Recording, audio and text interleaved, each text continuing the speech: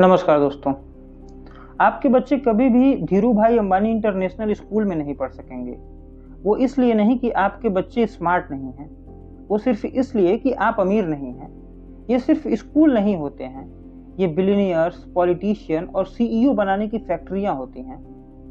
जहां भारत में आम बच्चा शिक्षा की मूलभूत जरूरत को पूरा नहीं कर पा रहा है, वहीं ये बच्चे साल में लगभग 25 से 30 लाख रुपए इंटरनेशनल फ्लाइट्स पे खर्च कर देते हैं।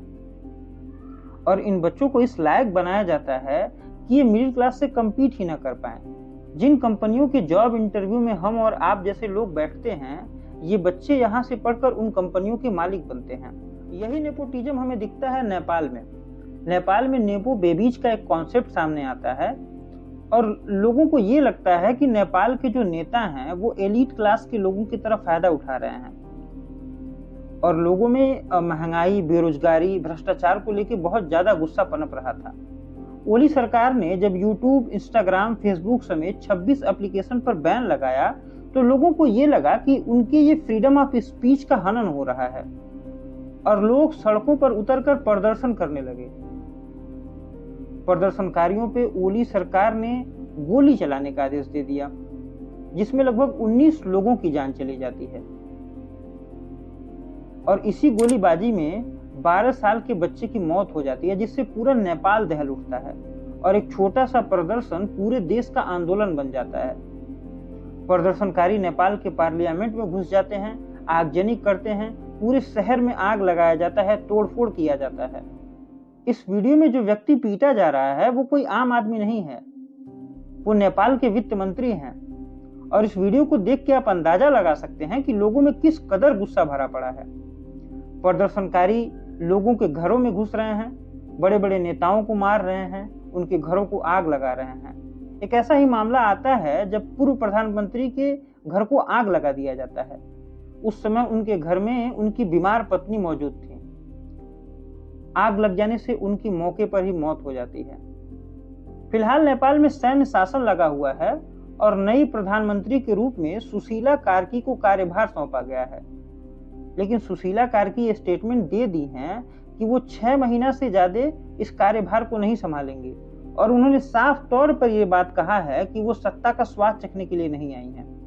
लगातार कोशिश की जा रही है प्रदर्शनकारियों से बातचीत करने की और अभी जो प्रदर्शनकारियों का मांग सामने आया है वो ये है कि नेपाल में नया संविधान लागू किया जाए और नई व्यवस्था लागू किया जाए।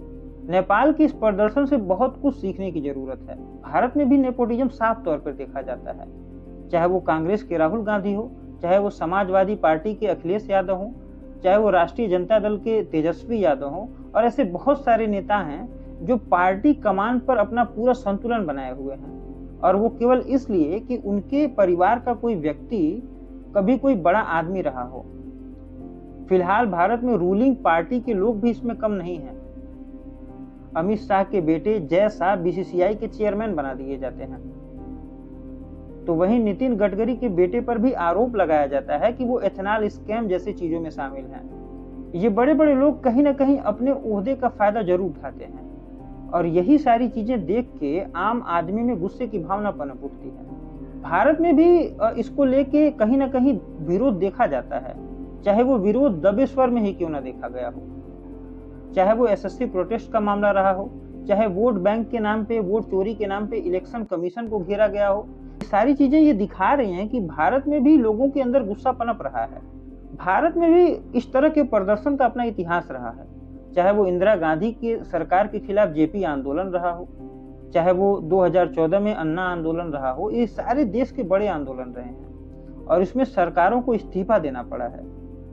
ये जितने भी बड़े आंदोलन भारत में हुआ उसमें एक खास चीज ये देखा गया कि भारत में हिंसा न के बराबर थी। लेकिन अभी जो पूरे दुनिया में माहौल चल रहा है, खास करके पूर्वी देशों में, चाहे वो मामला श्रीलंका का हो, चाहे वो मामला पाकिस्तान का हो, चाहे वो मामला नेपाल का हो या बांग्लादेश का हो, लोगों में एक अलग तरीके से हिंसा की भावना देखी जा रही है। तख्ता पलट के नाम पर, प्रदर्शन के नाम पर सरेआम लोगों को मारा जा रहा है, सरेआम नेताओं को मारा जा रहा है, आगजनी की घटनाएं सामने आ रही हैं और ऐसे बहुत से हिंसात्मक गतिविधियां देखी जा रही हैं जो नहीं होनी चाहिए। प्रदर्शन बिल्कुल होना चाहिए, ये लोकतंत्र का एक अधिकार होता है, लेकिन प्रदर्शन का भी एक अपना नियम होता है। नेपाल में प्रदर्शन कर रहे लोगों पर गोली चलाने का आदेश देना एक कायरतापूर्ण निर्णय था, लेकिन प्रदर्शन के नाम पर लोगों को मार देना, आगजनी करना, ये भी कहीं से सही नहीं ठहराया जा सकता है। फिलहाल हमारे देश के सरकारों को भी इस बात का ध्यान रखना चाहिए, क्योंकि भारत में भी कहीं ना कहीं बेरोजगारी, भ्रष्टाचार और महंगाई जैसे मुद्दे बढ़ते ही जा रहे हैं, और ये कहीं ना कहीं एक बार ये प्रदर्शन और आंदोलन का रूप ले सकते हैं। ऐसे में भारत के सरकारों को भी सबक लेते हुए समय रहते इन चीजों पर काम करना चाहिए। नेपाल के प्रदर्शन को लेकर आप क्या सोचते हैं, ये हमें कमेंट बॉक्स में जरूर बताइएगा। जय हिंद, जय भारत।